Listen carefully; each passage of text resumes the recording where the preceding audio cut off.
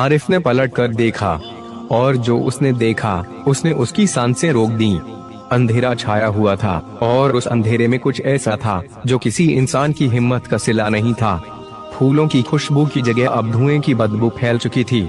आरिफ के कदम थम गए, उसका दिल तेजी से धड़क रहा था, लेकिन डर के आगे वो खड़ा रहा, क्योंकि उसे पता था ये लड़ाई अब सिर्फ तलवार की नहीं बल्कि अपने अंदर की ताकत की थी। अफरीन, जो अभी कुछ ही देर पहले एक हिम्मत वाली लड़की थी, अब एक जुझारू योद्धा बन चुकी थी। वो तलवार को कसकर पकड़े हुए थी। उसकी नजरों में एक आग थी जो बुझने वाली नहीं। जो मेरे रास्ते में आएगा, उसने फुसफुसाते हुए कहा, उसे मेरी तलवार की धार से सामना करना पड़ेगा। लेकिन आवाज फिर से गूंजी और इस बार और भी भयानक थी। तुम्हें पता नहीं कि तुम्हारे कदम किस मोड़ पर ले जाएंगे अफरीन। यह तलवार सिर्फ तुम्हें ही नहीं बल्कि तुम्हारे आसपास के हर रिश्ते को जला देगी। आरिफ ने उसकी तरफ देखा। उसकी आंखों में सवाल और डर दोनों थे। क्या हम इसे रोक सकते हैं? उसने धीमे से पूछा। अफरीन ने गहरी सांस ली।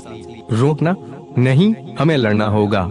यह तलवार हमारी विरासत है और हमारी मजबूरी भी। हम उसे गिरने नहीं देंगे। अंधेरे में एक चमक सी दिखी, जैसे कोई उम्मीद की किरण निकल रही हो। फिर अचानक एक तेज रोशनी ने माहौल को चीर दिया। उस रोशनी के बीच से एक बूढ़ा व्यक्ति निकला। उसके चेहरे पर वर्षों की थकान और अनुभव दोनों झलक रहे थे।